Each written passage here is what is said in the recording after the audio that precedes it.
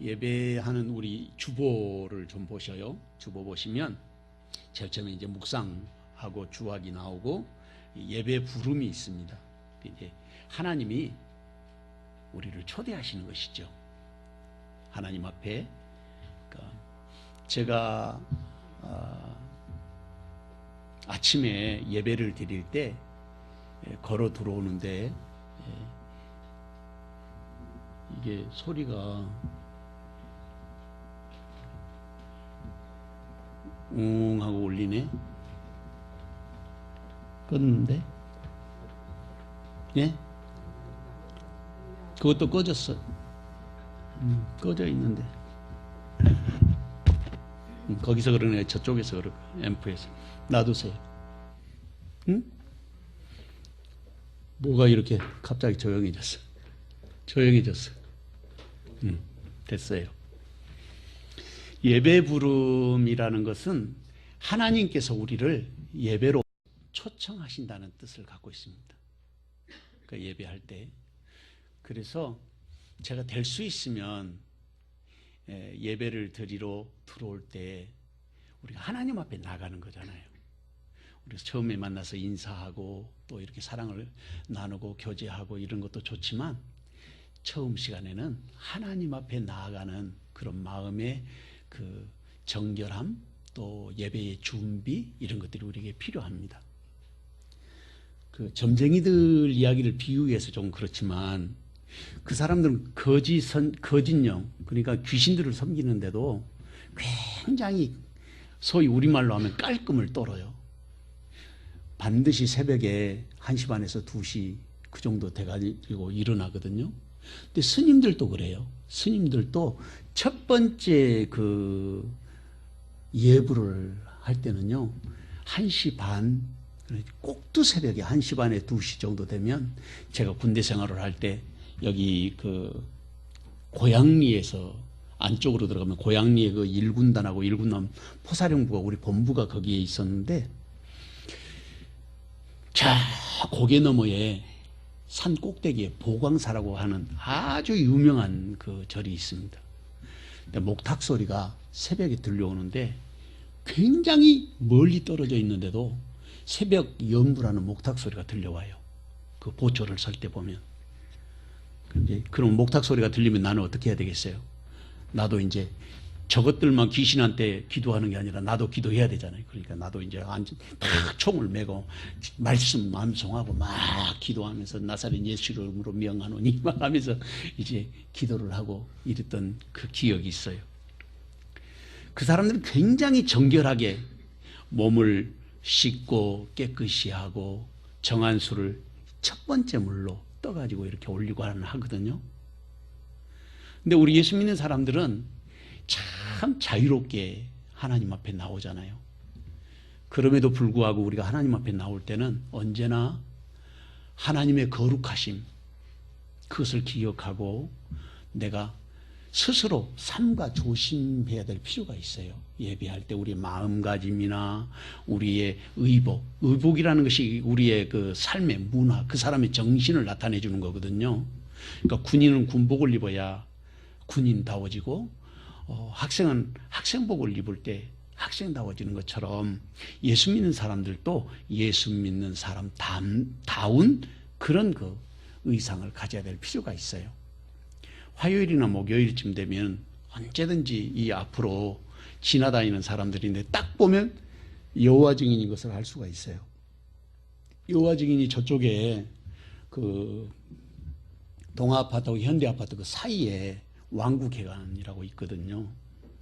그 사람들이 여기 그 우리 교회가 처음 왔을 때 이 건물을 임대하려고 왔어요. 그래서 여기에 최 상무님한테 이제 이야기를 하니까 최 상무님이 저한테 물어봤어요. 여호와 증인들이 빌려달라는데 목사님 어떻게 하면 좋겠냐고. 그래서 제가 막 뭐라 그랬죠. 교회가 있는데 아무래도 여호와 증인 2단으로 내가 알고 있고 또 상무님도 신앙생활 하지 않냐고. 그분이 천주교인인데 그건 들어오면 안 됩니다. 내가 그랬더니 이제 임대를 안 주고 우리가 그대로 이제 하나님이 결국 이 건물을 다 허락해 주셨는데, 우리가 하나님 앞에서 우리의 정신과 우리의 몸, 이것들을 다 정결하게 할 필요가 있어요. 특별히 우리 몸은 영적으로 이게 다루기가 좀 어려워요. 육신은 육신대로 편안한 것을 찾고, 영적인 영은 또 영대로 움직이게 되기 때문에 성경은 뭐라고 말씀하시냐면 너를 사로잡아 그리스도 예수 앞에 복종케 하라, 이렇게 말하고 있거든요. 그러니까 나를 사로잡아야 돼요. 목사님들이 흔히 하는 말로 새벽 기도만 없으면 목사도 해볼 만하다고 이렇게 이야기하는 분들이 계시거든요. 그런데 그 새벽 기도에 나를 사로잡아서 주님 앞에 끌고 나왔을 때에 그때 하나님이 기뻐하시고 우리의 영성을 키워주시는 거예요. 그렇기 때문에 나를 사로잡는다는 것이 굉장히 중요합니다. 그러니까 나를 이기고 세상을 이기고, 우리 5대 강령에 제가 만들어 놓은 것처럼 나를 이기고 세상을 이기는 이 삶을 우리는 꼭 살아야 되는 거예요. 그런데 여기에 예배 부름으로 우리를 부르실 때 내가 하나님 앞에 나간다.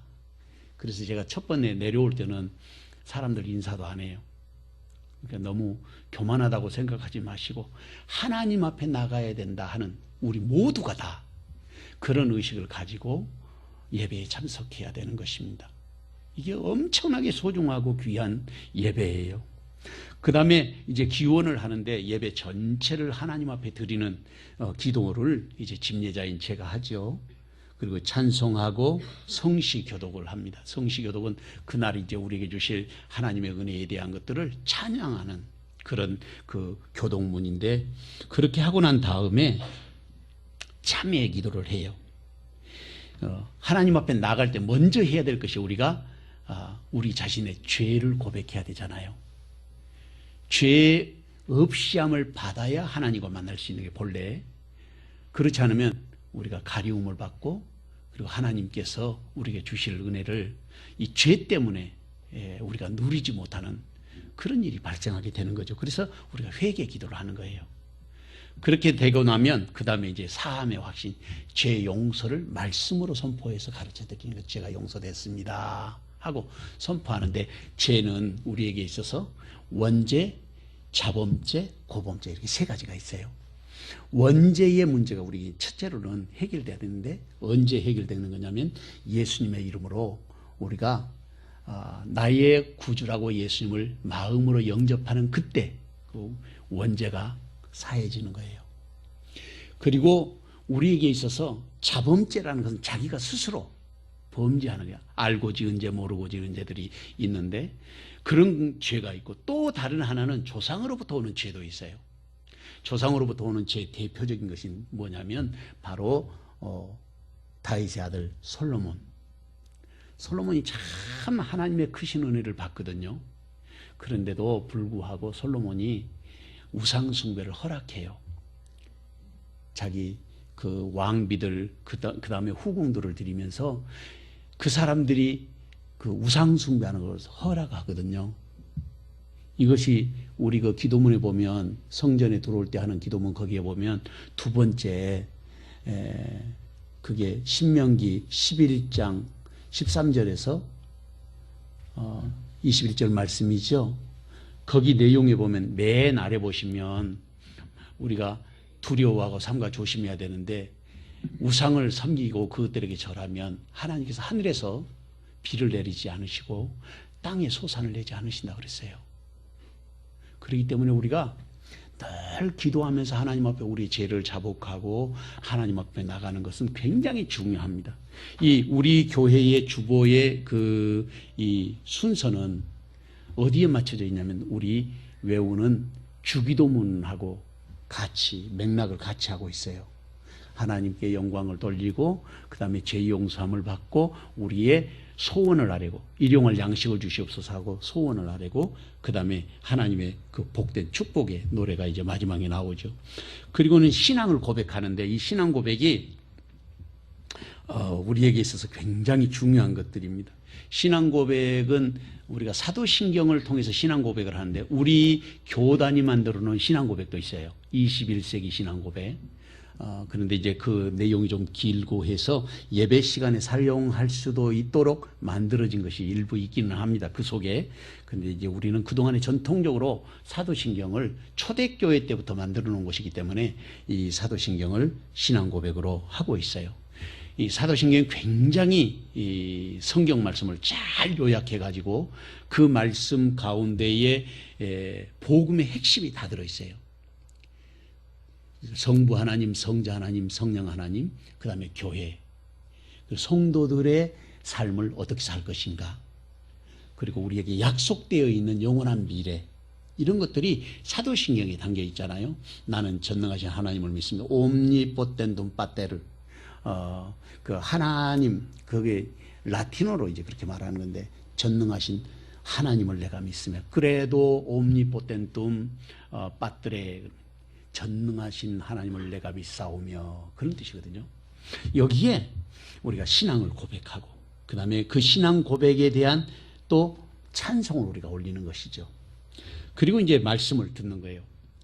말씀을 듣는데 이 말씀이 이제 우리가 하나님의 말씀 이렇게 하고 말씀을 선포한다. 그런데 이게 개신교에서는 굉장히 중요한 핵심 포인트 가운데 하나인데, 예배의 꽃이라고 할 수 있는데, 이 말씀을 전할 때 그 말씀이 하나님의 음성으로 우리에게 들려져야 되는 거죠. 말씀이 하나님의 말씀으로.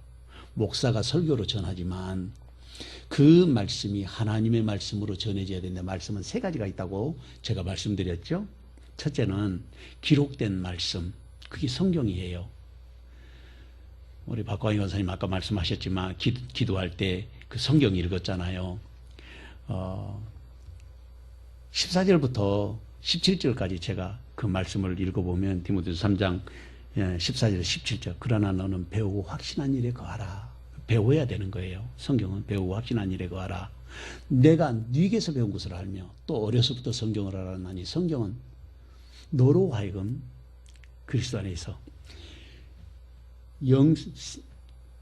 구원에 이르는 지혜가 있게 하느니라 그랬어요. 모든 성경은 하나님의 감동으로 된 것으로 교훈과 책망과 바르게 함과 의로 교육하기 유익하니, 이는 그렇게 배우는 이유, 목적이 뭐냐?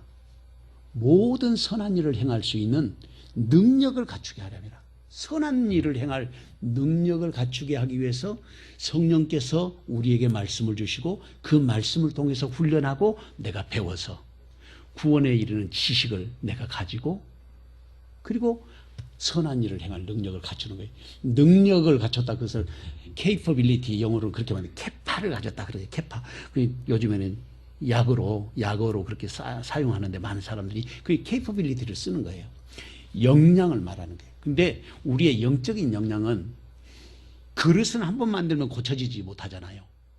그런데 인간은 하나님의 형상을 닮았기 때문에 우리가 훈련하고 연습하면 자기의 그릇을 키워갈 수 있어요. capability, 캐파가 늘어날 수 있다고 말이죠. 우리가 기도하면 기도의 역량만큼, 공부하면 공부하는 역량만큼, 전도하면 전도하는 역량만큼 자기의 그릇을 키워갈 수 있어요. 이 영적인 영역이에요. 그렇기 때문에 우리의 꿈과 비전을 가지고 하나님 앞에 깊이 기도하면 하나님이 지혜를 주시고 하나님의 능력을 우리가 입어야 되는 거예요. 사실은 우리가 살아가는 모든 삶에 다른 것은 안 중요해요. 가장 중요한 것은 예수님이 기뻐하시는가, 예수님이 나를 받아주시는가, 또 이 일을 하면 하나님이 정말 기뻐하실 것인가. 오늘 이사야 42장에 나와 있던 말씀처럼 하나님이 기뻐하시는 사람, 그 자리에 누가 있어야 되냐면 내가 있어야 되는 거지. 내가 그 자리에. 말씀을 통해서 우리가 하나님의 음성을 듣는데, 그 말씀이 첫 번째로는 기록되어 있는 말씀이에요. 기록되어 있는 말씀을 로고스라고 하고, 로고스 중에서도 우리의 가슴 속에 와서 깨닫게 하고 깨우쳐 주시는 말씀이 있어요. 그게 바로 레마예요. 근데 레마가 우리에게 말씀으로 감동을 줍니다. 마음이 움직이게 하고 우리에게 감동케 하는 그런 성령의 역사예요. 성경을 우리가 수십 번씩 읽잖아요. 성경을 도대체 제가 얼마나 많이 읽었는지 잘 모르지만 늘 기억한 거는, 제가 중학교 3학년 때 신약성경만 23번 읽었어요. 신약성경만. 구약도 물론 그때도 읽었지만, 그러니까 성경을 막 꿰일 것 같잖아요. 그런데 그렇지 않아요. 읽어도 늘 달라요.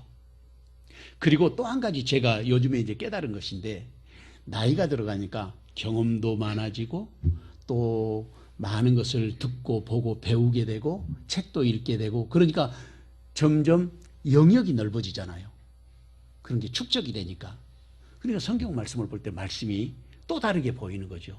똑같은 말씀인데 작년 볼 때하고 올해 볼 때 다르고, 또 올해 볼 때하고 또 내년 볼 때 다르고, 이것이 우리가 그리스도 안에서 장성한 분량이 자라가는 거예요. 언제까지 자라냐면 예수님이 나를 부르실 때까지 우리가 자라가는 거예요.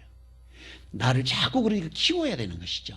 그러니까 말씀을 들을 때 하나님의 말씀으로 들을 수 있는 자세가 우리에게 필요해요. 오늘 눈먼자를 보게 하고 하는 말씀이 있었는데, 그러는 것처럼 우리의 눈이 열려지고 계시가 열려지는 거예요. 오늘도 여호와에 대한 이름을 설명을 드렸지만 정말 깜짝 놀랐어요. 저는 처음에 그것을 듣고 얼마나 놀랐는지 모르겠어요. 이야, 이런 신비한 일이, 여호와라는 이름이 손에 못자국을 주목하여 보라 그랬는데 그분이 예수님이라는 거죠. 근데 실제로 구약 성경에 나와 있는 이 여호와라고 하는 단어는 어떤 의미가 있냐면, 이스라엘 백성들의 어려움과 난국을 구원해내시는 하나님이 바로 여호와 하나님이거든요. 엘로임 하나님도 있고 엘 엘리온 하나님도 있고 엘샤다이도 있고 여호와 라파도 있고 여러 하나님의 이름들이 있는데, 그 중에 여호와라는 이름은 신약 성경에 예수님과 관계가 있다는 사실을 3500년 전에 이미 하나님이 말씀하고 계시는 거예요. 자기 이름을 통해서. 근데 그것을 이제까지 우리 몰랐던 거죠. 근데 유태인들이 예수를 믿으면서 그걸 발견하게 되고 알게 된 거죠. 이게 2000년대에 들어왔어요. 이제 알게 된 거예요. 제가 목사님들한테 이걸 설명 안 하면 생전 처음 들었다는 거예요. 목사님들도. 젊은 목사님들도 모르는 분이 너무 많아요. 제가 이 이야기를 벌써 한 3, 4년 전부터 우리 교회에서 했는데, 그러니까 그때 제가 듣고 알은 거죠. 저도. 우리가 하나님의 말씀에 대한 capability, 역량을 키워야 되는데, 첫째로 말씀을 가까이 해야 돼요. 우리의 역량, 영적인 역량을 키우기 위해서 말씀을 가까이 해야 돼요. 둘째로 기도를 해야 돼요. 많이 기도해야 돼요. 근데 기도할 때도 제 경험으로 하나님의 성전을 찾아와서 기도하는 것이 최고입니다. 왜냐하면 여기가 예배하는 장소이고, 여기가 하나님을 만나는 장소이고, 찬송하는 장소이고, 하나님의 영광을 우리가 노래하는 장소이기 때문에 이곳이 가장 큰 은혜가 임해요. 물론 생활 속에서 우리가 기도할 수 있고 어디든지 기도하고 무엇을 하든지 기도할 수 있지만, 그거는 일상에서 하는 것이고 구별해서. 예수님께서도 늘 제자들하고 다니시다가도 따로 한적한 곳에 가셔서 기도하셨잖아요. 그렇기 때문에 오늘도 우리에게 있어서 그런 기도하는 삶이 필요해요. 우리의 역량을 키워하는 영적인 역량을 키워야 되는데, 첫째 말씀을 가까이 하고, 둘째로는 기도하는 삶을 살아야 되고, 세 번째로는 섬김의 삶을 살아야 됩니다. 섬김의 삶. 그리고 네 번째로는 그 섬김을 통해서 그리스도인의 성숙한 모습을 보여줄 수 있기 때문에 그런 것이거든요. 네 번째로는 우리가 하나님 앞에서 말씀을 배워야 되는 거예요. 공부. 그래서 제자는 훈련으로만 태어나는 것입니다. 제자는 훈련으로만 태어난다. 개인적인 훈련도 필요하고 우리 같이 공동체로 훈련하는 것도 필요해요. 그래서 우리 자신들이 어떻게 하면 하나님의 말씀을 가까이 하고 내가 훈련된 사람으로 주님 앞에 드려줄 수 있을까를 고민하고, 저도 늘 고민하는데 요즘에 세상이 너무 바쁘게 살다 보니까 다들 직장 생활을 하니까 공부하고 가르칠 수 있는 기회도 없고, 신방을 하려고 해도 집에 들어가기도 어렵고, 이게 참 심각한 문제가 오늘날 우리에게 현실적인 문제로 다가오고 있어요. 이것도 큰 프레임에서는 사탄이 주님 오실 때 가까이 오기 때문에 우리로 하여금 말씀을 못 배우게 하고 우리가 분주하게 하고 바쁘게 만들어요. 그래서 리차드 포스트라고 하는 목사님은 우리에게 비움의 훈련을 해야 된다. 다시 말하면 복잡한 것들을 다 정리하고 단순화 작업을 해야 된다. 단순화 작업. 우리의 삶을 단순화. 그 리차드 포스터가 12가지 제자 훈련의 방법을 거기 내놓고 있는데 그 중에 가장 기억에 남는 것이 그 책을 읽으면서 단순화 훈련을 해야 된다. 그리스도인들은 단순화 훈련을 해야 돼요. 주님 앞에. 그래야 시간적인 여유를 가지고 주님 앞에 나올 수 있죠. 그때 우리의 영적인 깊이가 더해지는 거예요. 그 다음에 또 한 가지 해야 될 것이 있는데 그것은 동일하게 동의어로 사용할 수 있는데 그게 뭐냐면 선교하고 전도하는 일에 우리가 힘써야 되는 거죠. 왜냐하면 생명은 소중하기 때문에 오늘도 제가 아까도 말씀드린 것처럼 우리의 생명이 너무나 소중해서 너희의 속량할 값이 너무나 엄청나서 영원히 마련하지 못할 것이라. 영원히 마련할 수 없어요. 우리 능력으로는. 우리의 생명이 너무 소중해서. 제가 우연한 기회에 자료를 찾아서 알게 됐는데 나사의 과학자가 DNA 조작을 해가지고 나 같은 인간을 하나 만드는데 얼마 든다고 계산이 나왔냐면 6천억 달러. 6천억이 아니고 6천억 달러. 아니 6천조 달러. 6천조 달러. 그러니까 우리나라 국가 예산이 1년에 지금 500조가 넘었는데 500조로 계산하면 14,000년 정도 돈을 모아야 여러분 한 사람을 만들자. 나 같은 사람 한 사람을 만들 수 있는 돈이 된다는 거예요. 그게 나사에서 계산해서 나온 거예요. 근데 그 계산을 거기에 영혼은 빼고 껍데기만 그러지 않는가 생각이 드는데 그래서 제가 그 말씀을 보고 깜짝 놀란 거예요. 하나님이 우리를 얼마나 귀한 존재로 만드셨는가. 우리가 너무너무 귀한 존재라는 거예요. 우리 자신들이. 그렇기 때문에 하나님의 말씀을 들으면서 우리의 역량을 키우고 하나님의 음성을 들을 때에 우리가 정말 성령이 교회들에게 하시는 말씀을 들을지어다 말씀하신 것처럼 들을 수 있도록 준비가 돼야 되는 거예요. 마음을 활짝 열고. 말씀에 대한 것을 설명했어요. 로고스와 레마.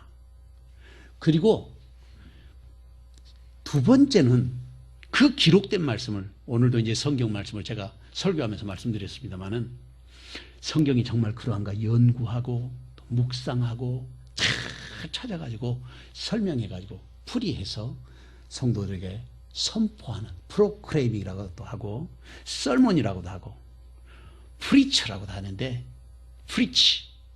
그런데 이것이 바로 선포된 말씀이라 그래요. 그러니까 목사님들이 강대상에서 말씀을 선포하는데 누구의 말을 하냐 목사의 이야기를 하는 것이 아니라 하나님의 말씀을 전하는 거예요.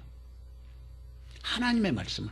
그렇기 때문에 우리 성도들이 그 말씀을 아멘으로 받아들이고 우리의 영혼에다가 기록해서 새겨야 되는 것이죠.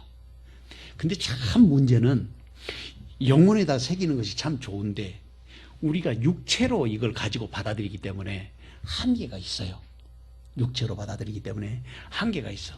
그 예전에도 제가 그런 말씀 드렸습니다. 제가 은혜를 받고 한 달 동안 울고 다녔다 했잖아요. 무슨 뜻인지도 몰랐어요.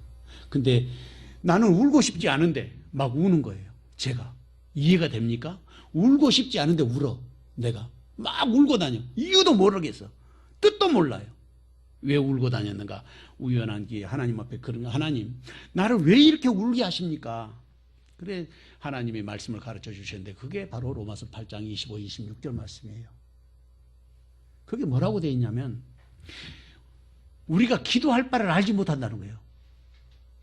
그래서 성령께서 말할 수 없는 탄식으로 내 안에서 내 영과 함께 막 성령께서 우시는 거지 나를 보고. 그러니까 육체는 뜻도 의미도 모르면서 울고 다니는 거예요. 방언을 할 때 우리가 방언하면 무조건 방언한다고 그게 뜻이 금방금방 오는 게 아니잖아요. 어떤 것은 이해가 금방 되기도 하고 어떤 것은 전혀 모르고 계속 방언하잖아요. 그러는 것처럼 이 영이 막 울어버리니까 육체의 영이 풍성하고 충만해지면요 육체가 감당하지 못하는 그런 은혜가 임해버리는 거예요. 그러니까 울고 다니면서 몰랐는데 알고 보니까 성령께서 말할 수 없는 탄식으로 내 안에서 막 기도하신다는 거죠. 그때야 깨달았어요. 내가 미처 깨닫지 못해도 성령께서 이렇게 울고 계시는구나. 우리는 그렇게 답답한 인생을 사는 거예요. 저도 그렇고 여러분도 그렇고 우리가 하나님의 그 깊은 것을 잘 모르잖아요. 성령은 하나님의 깊은 것도 통달하시느니라 그랬는데 우리는 그게 안 되는 거예요. 그러니까 맨날 우리의 자아와 아집에 사로잡혀서 나 때문에 문제가 되는 것이죠. 그래서 내가 죽고 내 안에 예수가 살아야 되는 거예요. 따라해 보겠습니다. 나는 죽고 예수 살고. 그때 예수님께서 우리를 지배하고 성령께서 나를 지배하시는 거죠. 그럴 때 우리 하는 건 말하는 대로 되고 기도하는 대로 되고 나를 이기고 세상을 이기는 역사가 일어나는 거예요. 그 사람이 성령의 충만함을 받게 되는데 바로 말씀을 통해서 프로크레임 선포되는 말씀이 내 가슴을 찌르고 제가 이제 그런 그 생각을 많이 하게 되는데 저는 설교는 말씀에 우리 성도들이 다 아시지만 철저하게 하나님의 말씀이 뭐라고 말하는가를 찾고 또 기도하고 이렇게 선포하거든요. 근데 성도들이 가슴에 와서 찔리는가 봐요. 그러니까 제 느낌도 그래요. 어떤 사람은 비수가 돼서 날아가는 수가 있어요. 제가 이렇게 설교할 때 어떤 사람은 돌멩이가 돼서 날아가게 느낌이 와요. 영적으로. 근데 저는 어떤 사람을 지정해가지고 설교한 적이 한 번도 없어요. 근데 성경이 말하는 것을 거기서 선포해야 되니까. 누구는 이래서 내가 설교를 못하고 누구는 저래서 이 설교를 하면 안 되고 이렇게 하면은 메시지가 능력이 없어져요. 하나님의 말씀은 하나님의 말씀으로 선포돼야 되기 때문에 그게 목회자가 전하는 선포된 말씀, 그것이 하나님의 말씀인가요? 세 번째 하나님의 말씀이 있는데 그 하나님의 말씀이 뭐냐면 바로 예수님이 바로 하나님 말씀이에요. 태초에 말씀이 계시니라 말씀이 하나님과 함께 하셨으니 말씀은 곧 하나님이시니라. 그게 요한복음 1장 1절에 나오잖아요. 바로 예수님이 말씀이에요. 그래서 핵심 예수님이 말씀 자체라고 이렇게 말하는 게 신학적으로는 말씀 자체. 세 가지 이야기했어요. 첫째로는 기록된 말씀 성경. 그래서 말씀을 많이 봐야 돼요. 둘째로는 선포된 말씀. 그래서 예배를 많이 드려야 돼요. 그러니까 예배를 많이 드리는 사람이 하나님의 말씀을 듣고 하나님의 말씀을 들으니까 믿음이 자라는 거예요. 로마서 1장 17절에 말씀하시는 믿음은 들음에서